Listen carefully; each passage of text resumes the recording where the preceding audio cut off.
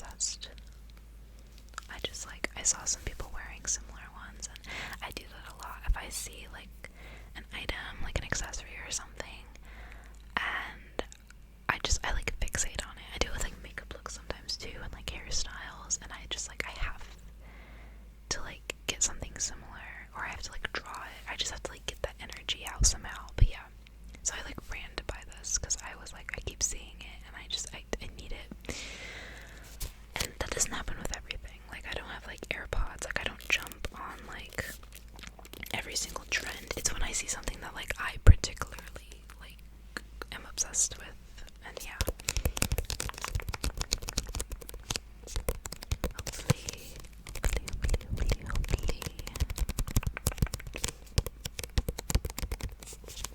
Hopefully the comments don't get turned off in this video, for one thing, because that happened to 2 of my videos, and the only difference with them was that I drew fake freckles on, so maybe I just can't do that anymore. I didn't even think they were that visible, but whatever, I guess YouTube just didn't like them. I don't know. I turned the comments back on. I had to like manually turn them back on every single time they got turned off, and it's not like I got a notification that they turned off, and they didn't even tell me why. It just kept changing the setting to disabled. I don't know. YouTube is so freaking weird sometimes. Oh, and hopefully you appreciate the eye makeup for today. I was aiming for like Effie Stoneham's, makeup look from Skins, because she's iconic and I love her. I don't really know if I succeeded, but I don't know, it's fun to play with makeup. Alright. Without further ado, let's just get into the book. Oh, and the other thing I was gonna say, hopefully I don't like mispronounce anything too much. I don't think the vocabulary should be too bad. This book has been like translated, and it seems like pretty simple. Like they made it very easy to read, but you never know. Sometimes there's like a word or something, and yeah, I'll do my best. Let's read the cover sleeve.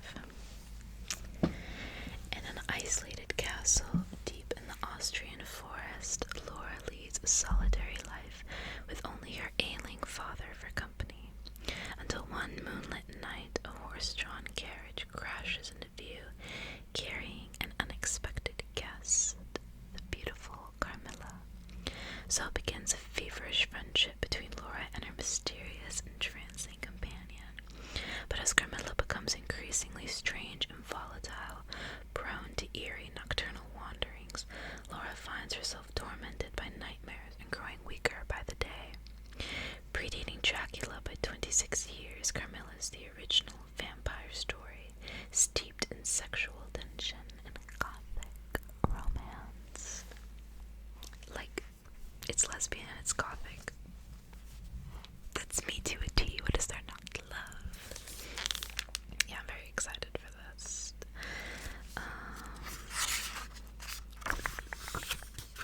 Another book that I've been wanting to read is The Modern Prometheus by Mary Shelley.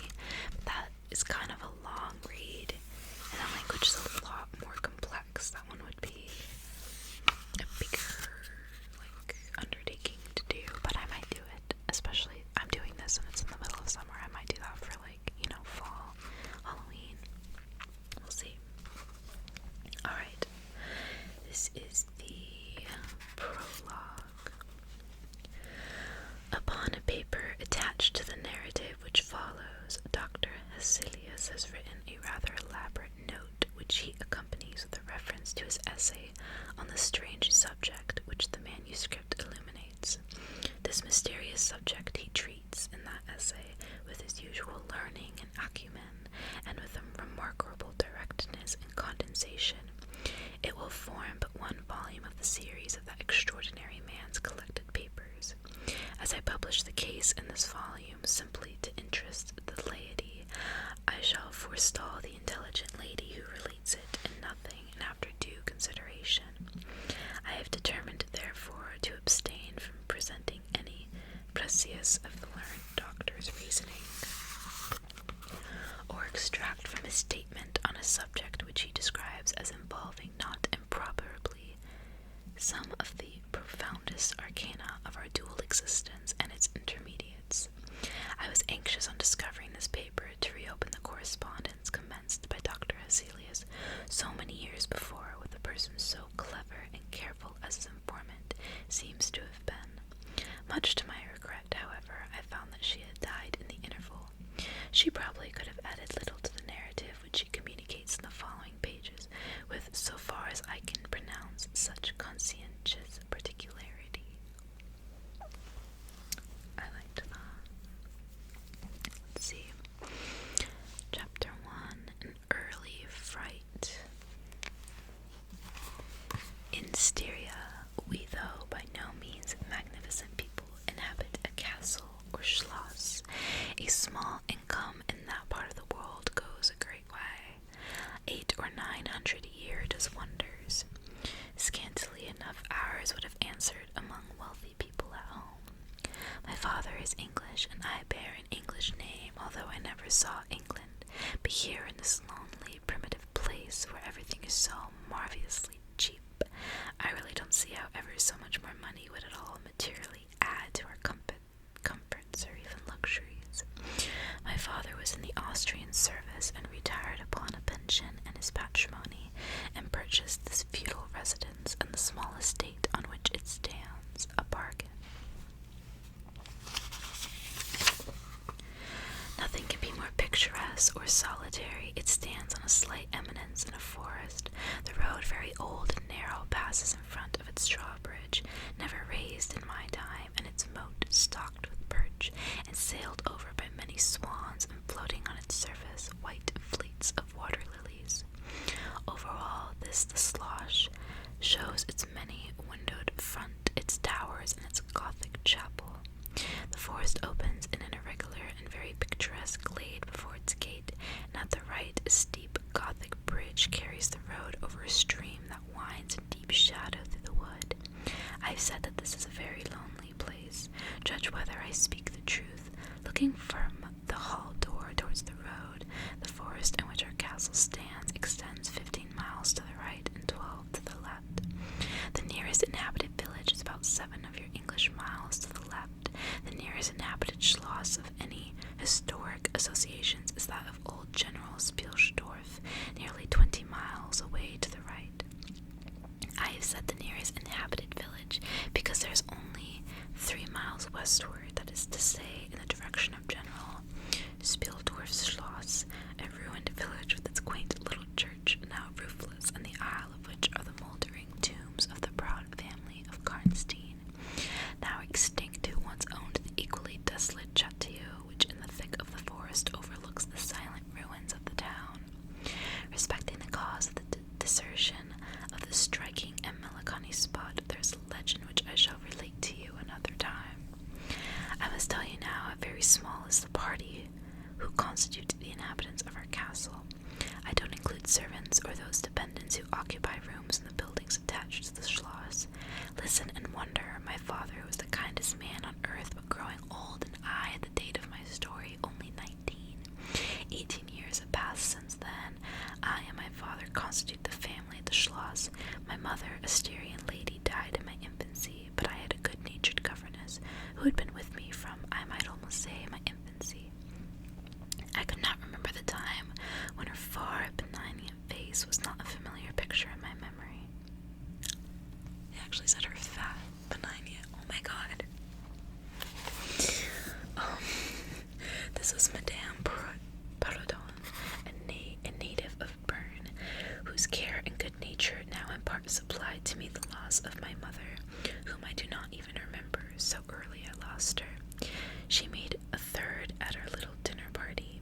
There was a fourth, Mademoiselle de La Fontaine, a lady such as you term, I believe, a finishing governess. She spoke French and German, Madame Perrodon French and broken English, to which my father and I added English, which partly to prevent its becoming a lost language among us, and partly from patriotic motives, we spoke every day. The consequence was a babble at which strangers used to laugh, and which I shall make no attempt to reproduce in this narrative. And there were 2 or 3 young lady friends friends besides, pretty nearly of my own age, who were occasional visitors for longer or shorter terms, and these visits I sometimes returned. These were our regular social resources, but of course there were chance visits from neighbors of only 5 or 6 leagues distance. My life was, notwithstanding, rather a solitary one, I can assure you. My governess had so much control over me, as you might conjecture such sage persons would have in the case of a rather spoiled girl, whose only parent allowed her pretty nearly her own way in everything. The first occurrence in my existence which produced a terrible impression upon my mind, which in fact never has been effaced, was one of the very earliest incidents in my life which I can recollect. Some people will think it so trifling that it should not be recorded here. You will see, however, by and by why I mention it. The nursery, as it was called, though I had it all to myself, was a large room in the upper story of the castle, with a steep oak roof. I can have been more than 6 years old when one night I awoke, and looked around the room from my bed, failed to see the nursery maid. Neither was my nurse there, and I thought myself alone. I was not frightened, for I was one of those happy children who were studiously kept in ignorance of ghost stories, of fairy tales, and of all such lore as make us cover up our heads when the door cracks suddenly, or the flickering of an expiring candle makes the shadows of a bedpost dance upon the wall nearer to our faces. I was vexed and insulted at finding myself, as I conceived, neglected, and I began to whimper, preparatory to a hearty bout of roaring, when to my surprise I saw a solemn but very pretty face looking at me from the side of the bed. It was that of a young lady who was kneeling with her hands under the coverlet. I looked at her with a kind of pleased wonder and ceased whimpering. She caressed me with her hands and lay down beside me on the bed and drew me towards her smiling. I felt immediately delightfully soothed and fell asleep again. Oh, I was wakened by a sensation as if 2 needles ran into my breast very deep at the same moment, and I cried loudly. The lady started back with her eyes fixed on me and slipped down upon the floor, and as I thought, hid herself under the bed. I was now for the first time frightened, and I yelled with all my might and main. Nurse, nursery maid, housekeeper all came running in, and hearing my story, they made light of it, soothing me all they could meanwhile.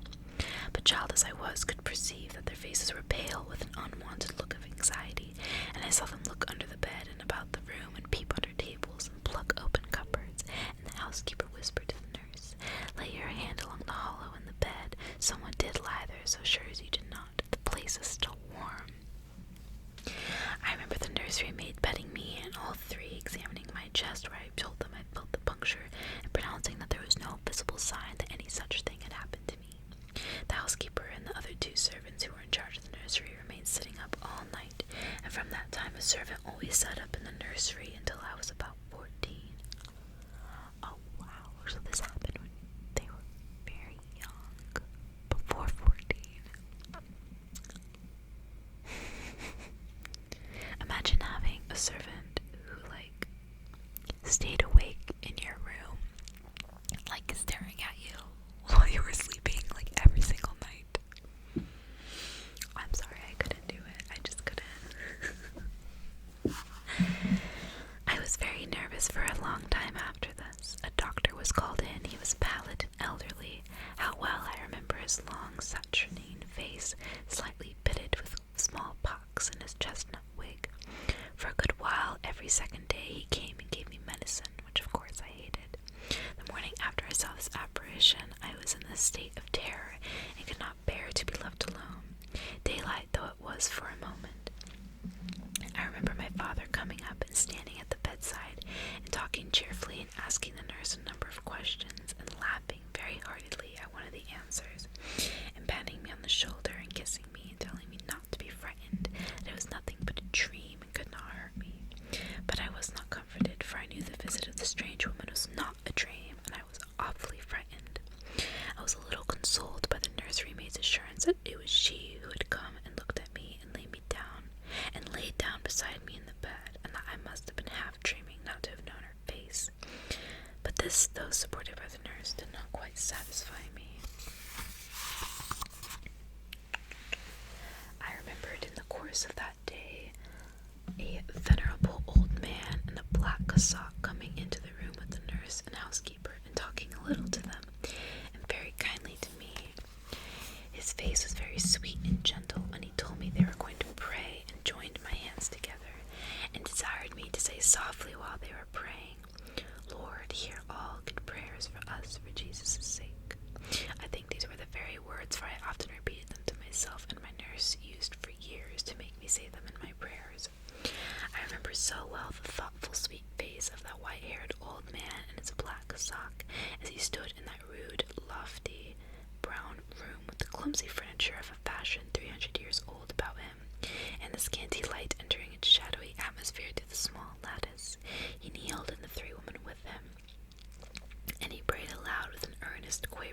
voice for what appeared to me a long time. I forgot all my life preceding that event, and for some time after it was all obscure also, but the scenes I have just described stand out vivid as the isolated pictures of the phantasmagoria surrounded by darkness. Interesting.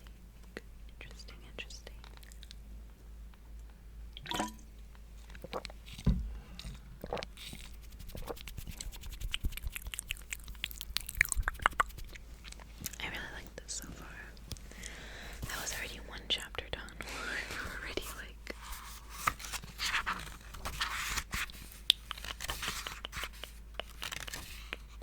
I don't know, the index doesn't tell me how many chapters, but...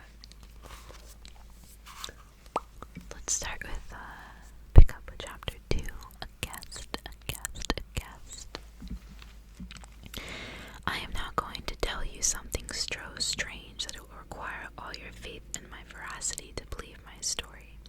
It is not only true, nevertheless, but truth of which I have been an eyewitness.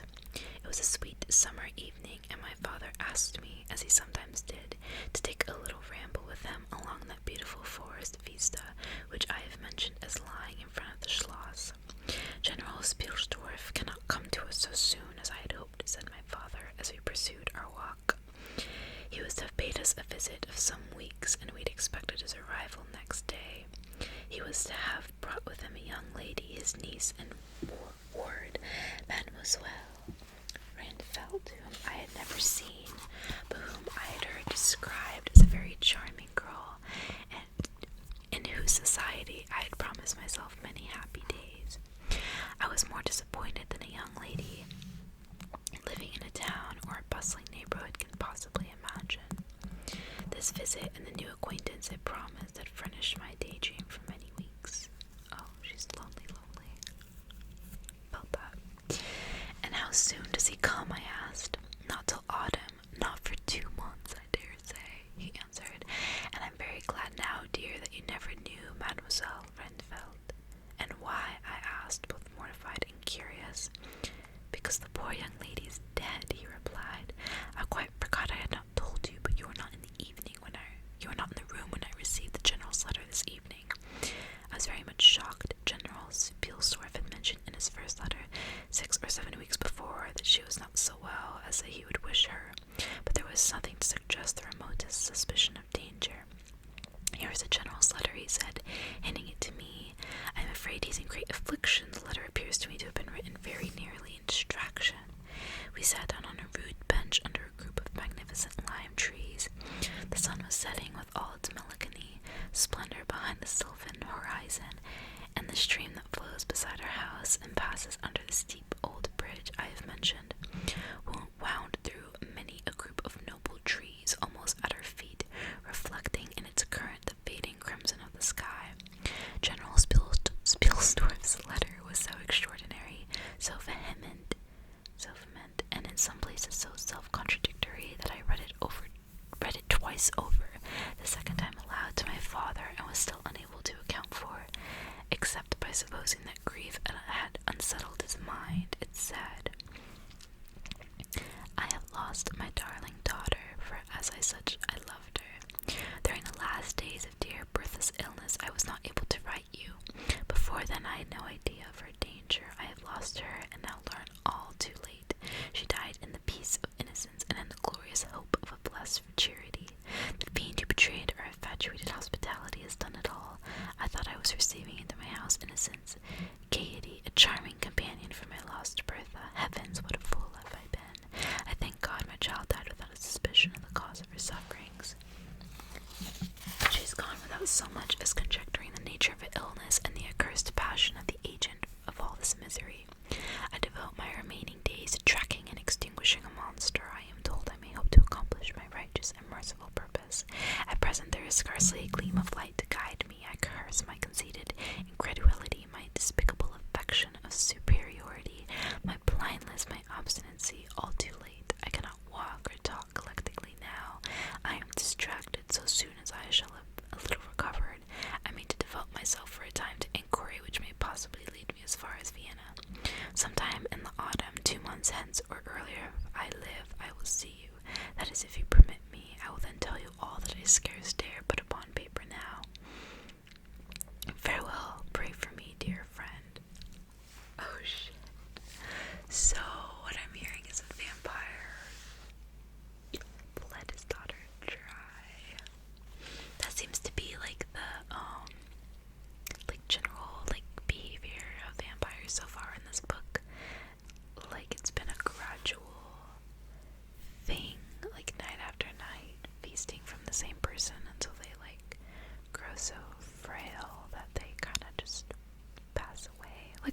Or maybe, obviously, if you have, severe, blood loss over several nights, I would assume you would have organ failure or something. Damn.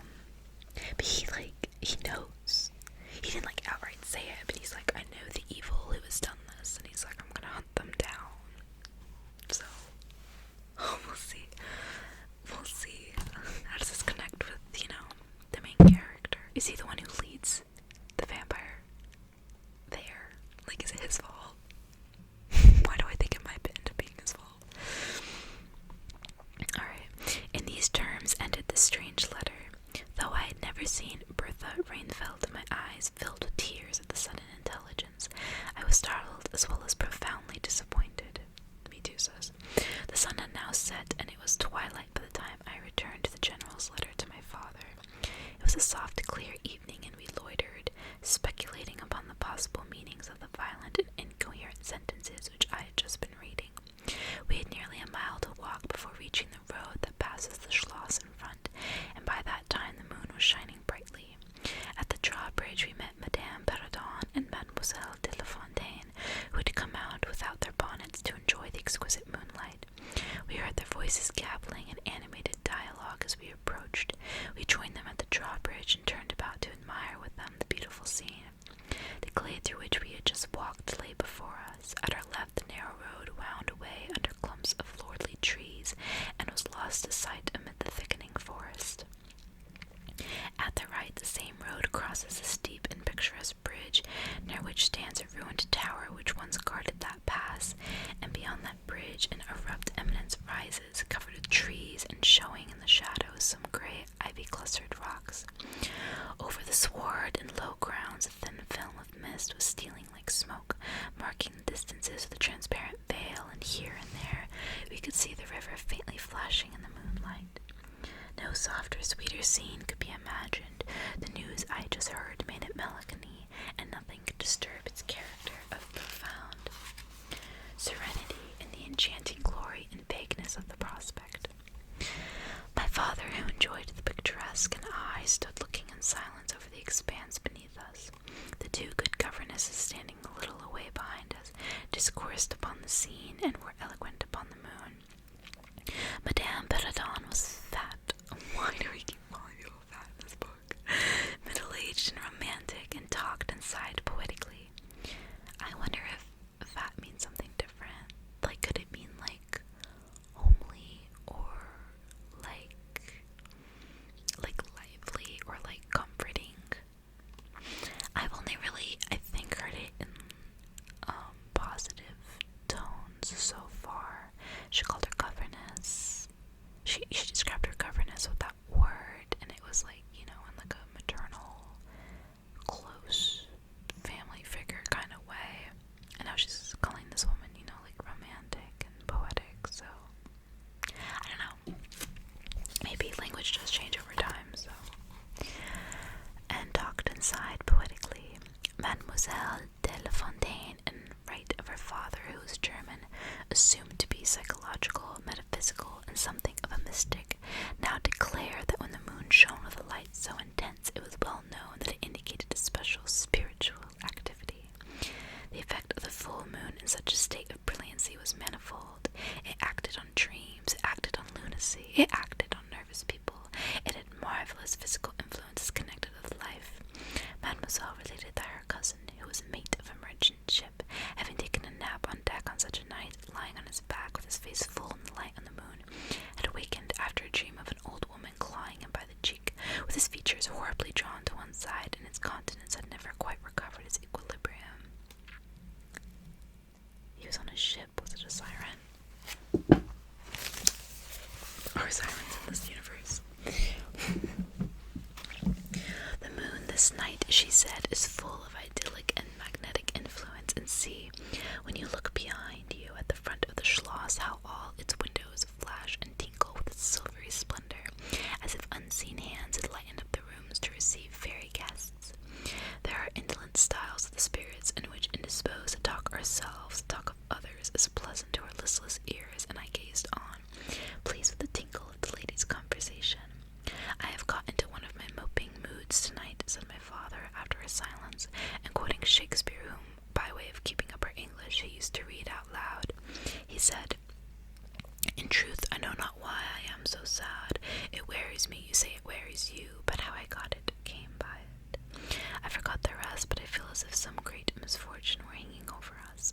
suppose the poor general's afflicted letter had something to do with it. At this moment, the unwonted sound of the carriage wheels and many hoofs upon the road arrested our attention. They seemed to be approaching from the high ground overlooking the bridge, and very soon the equipage emerged from that point.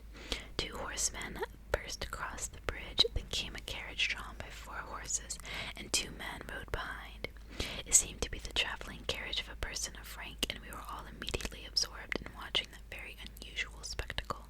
It became in a few moments greatly more interesting, for just as the carriage had passed the summit of the steep bridge, one of the leaders, taking a fright, communicated his panic to the rest, and after a plunge or 2, the whole team broke into a wild gallop together, and dashing between the horsemen who rode in front, came thundering along the road towards us with the speed of a hurricane.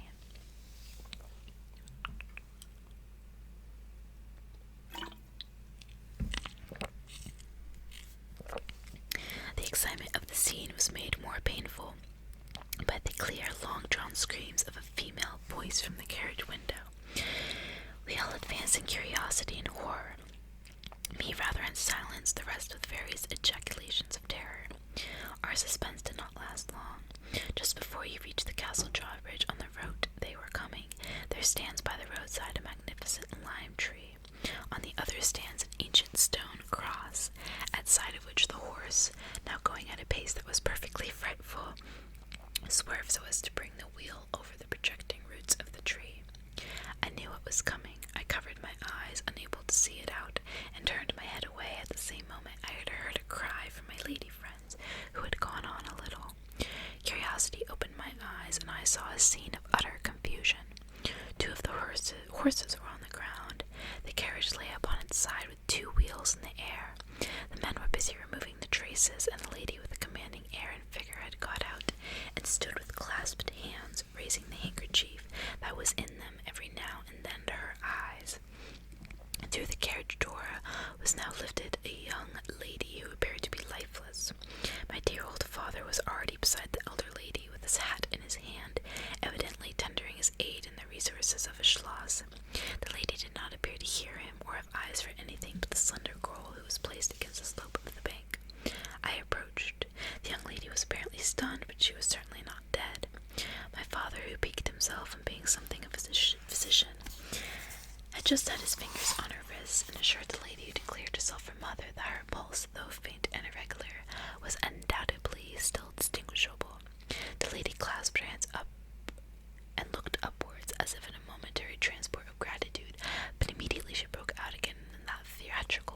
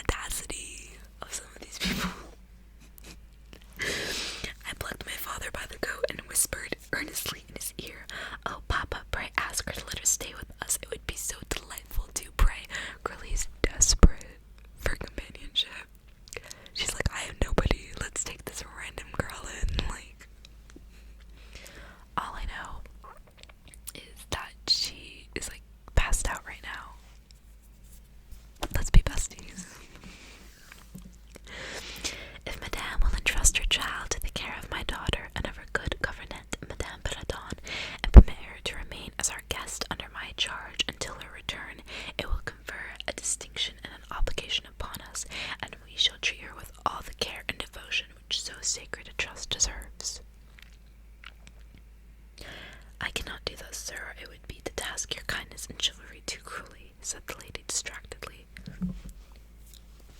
Who is this woman? Sorry, but like, who is this woman? It would, on the contrary, be to confer on us a very great kindness at the moment when most needed. My daughter has just been disappointed by a cruel misfortune, and a visit from which she had long anticipated a great deal of happiness. If you confide this young lady to our care, it will be her best consultation. The nearest village on your route is distant and affords no such inn as you could think of placing your daughter at. You cannot allow her to continue her journey for any considerable distance without danger. If, as you say, you cannot suspend your journey, you must part with her tonight, and nowhere could you do so with a more honest assurance of care and tenderness than here.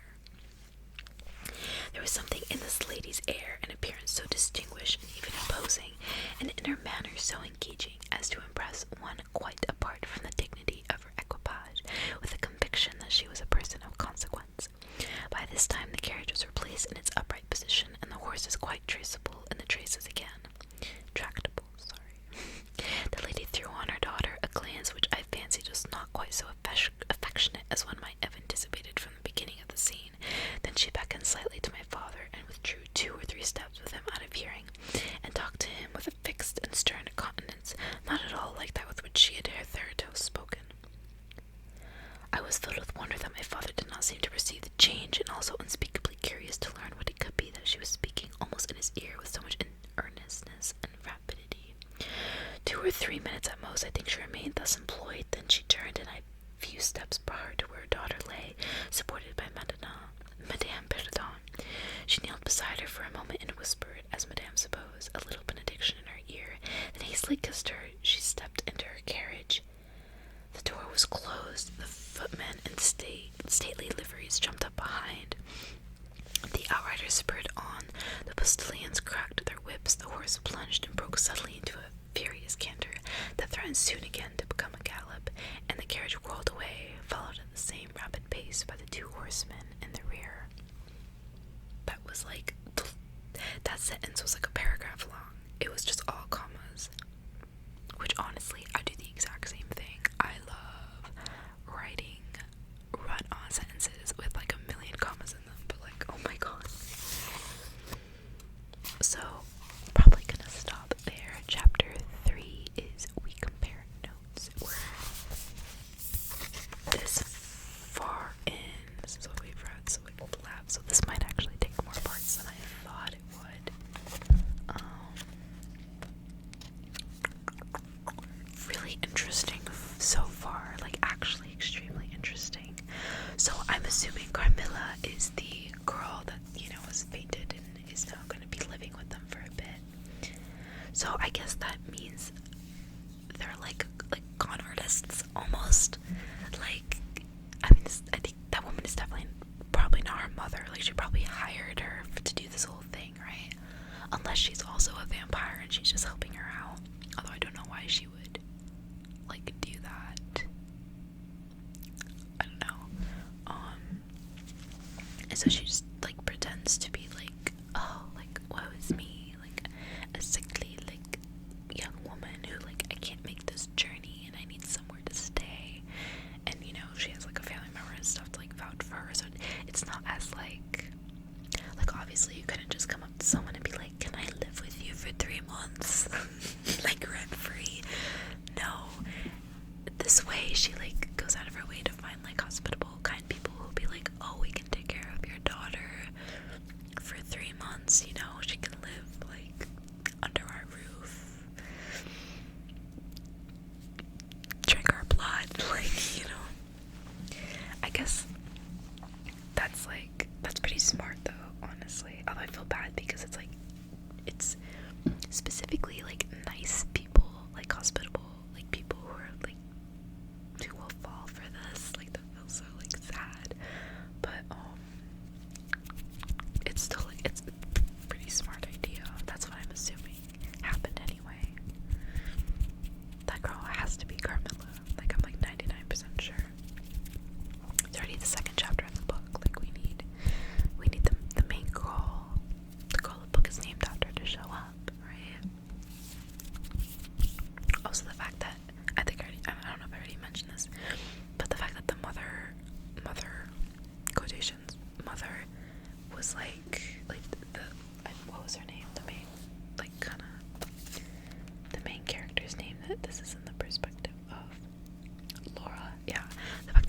said she wasn't as like affectionate or like as she once thought she was. Like I feel like that woman is definitely not related to Carmilla whatsoever.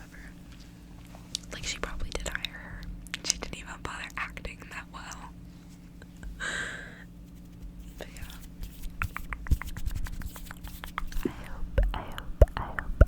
I hope you enjoyed this video. Let me know if you would like a part 2. I mean, I'm definitely going to be finishing this, but if you really like it,